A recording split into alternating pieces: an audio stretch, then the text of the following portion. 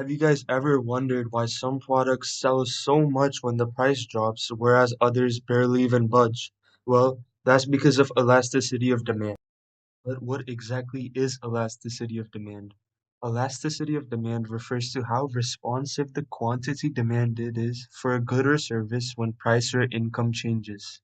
Demand is elastic when a change in price leads to a larger change in quantity demanded. However, demand is inelastic when a change in price leads to a smaller change in the quantity demanded. Now, in order to fully comprehend elasticity of demand, we must first understand where and how this concept can be seen in the real world. So, for example, this is Bill, and he wants to buy some chicken today so he can make a spaghetti. So, Bill decides to go to the grocery store, where he notices that the price of the chicken has gone up by $2. Bill is not fond of this change in price. However, he is still forced to buy the chicken because there are no other places to buy chicken from in his vicinity. So, as some of you may have noticed, this is a clear representation of inelastic demand due to various reasons. The first reason being the fact that the change in price did not create a large change in the demand, as Bill was still forced to buy the chicken. Now that you have a basic retrospective on what elasticity of demand is, we can delve deeper into each type of elasticity along with its graph and characteristics. There are a total of five types of price elasticities. These include perfectly elastic demand, elastic, unitary, inelastic, and perfectly inelastic demand. But before we go ahead and start with these elasticities, it's important that we know how to calculate price elasticity of demand. The formula is percentage change in quantity divided by the percentage change in price, which is Q2 minus Q1 upon Q1 and P2 minus P1 upon P1. So let's say that a store is selling one pizza for $20 and the amount of individuals buying this pizza are 30. And then after some time, the store decides to increase the selling price of the pizzas to $40 and the amount of individuals that buy this pizza decreases to 10. Now we can plug in all the values that were shown to us, which results in the equation 10 minus 30 upon 30 divided by 40 minus 20 upon 40, which is 9 divided by 39, hence giving us the answer 0.23, which is inelastic, as any value below 1 is inelastic and any value above 1 is elastic. Okay, now since we have learned everything that will help us to better understand these types of elasticities, we can move forward. The first elasticity I would like to talk about is perfectly elastic demand. So this is the graph that is used to represent perfectly elastic demand. There are several key features you may have been able to notice at first glance. The most obvious being the fact that this is a shift in the demand curve, which we know occurs due to non-price determinants. However, the one key takeaway to remember, and is absolutely crucial, is that any change in price results in an infinite change in the quantity demanded. I would also recommend learning how to draw this graph as it goes great with an explanation. Now that you have a basic understanding of the graph, we can delve into the characteristics of perfectly elastic demand. These features include many substitutes, as it is a product that is easy to switch from. It is a homogeneous product, meaning that the products are identical amongst the sellers.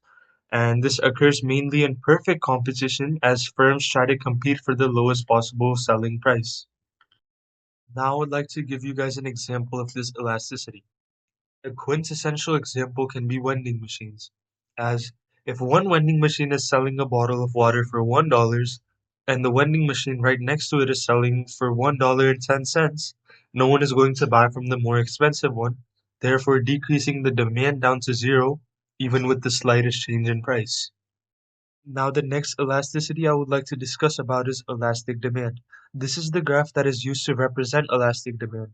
This time we could see that there's a movement in the graph as there's an increase in price from P1 to P2. And due to that movement, there's a large change in the quantity demanded.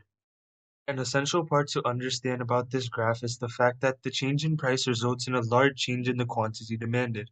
If the change in demand is not large, then it is not elastic. Now let's talk about the characteristics of elastic demand. Again, I would recommend learning the graph. The characteristics of elastic and perfectly elastic demand are somewhat similar. Elastic products have a wide variety of substitutes, meaning that it is easy to switch to a different product. Second, It is typically non-essential goods that are elastic as they're not required as much. And third, this can usually be seen in competitive markets as businesses often try to provide the lowest product selling price to their consumers. Now, next up, we have unitary elasticity. This is the graph that represents unitary elasticity. Again, we could see that this is a movement in the demand curve as the price does not remain constant. One key component of unitary elasticity is that the change in price results exactly the same change in the quantity demanded. Let's go ahead and talk about the characteristics now. Unitary differs extremely from elastic and perfectly elastic, as unitary elasticity is usually extremely rare in the market. Secondly, the price elasticity demand value of unitary elasticity will always be equal to 1. And lastly, the demand curve of a unitary good or service will never be constant due to the change in elasticity. Now we can finally start discussing inelastic elasticity. This is the graph that is used to represent price inelastic demand. We could see how this graph is quite similar to the price elastic demand graph. However, the only difference is that the change in price is resulting in a smaller change in the quantity demanded, meaning that there's less effect on the quantity demanded even though there's a change in price. The first key characteristic of price inelastic elasticity is that these are often necessity goods, therefore requiring individuals to purchase the product even if there are changes in the price, as we saw with Bill when he was forced to buy the chicken. Secondly, these tend to have barely any substitutes, meaning you have to stick with the product. And lastly, these often have a steep demand curve as the change in price does not cause that much of a change in the quantity. Now we have our last type of elasticity, which is the perfectly inelastic elasticity.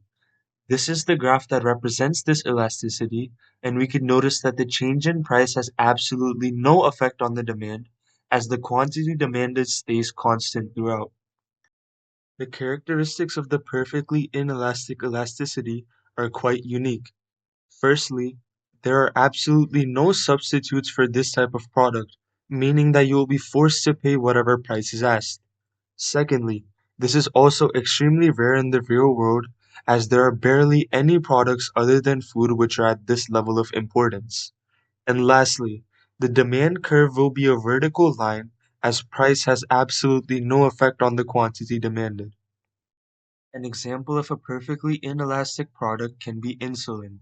If a person has type 1 diabetes and they require insulin to survive, even if there's an increase in price, they will still buy the same quantity as there are no substitutes, hence showcasing how demand remains absolutely unchanged. And that's the entirety of price elasticity of demand. If you found this video helpful, please subscribe and share this video to others.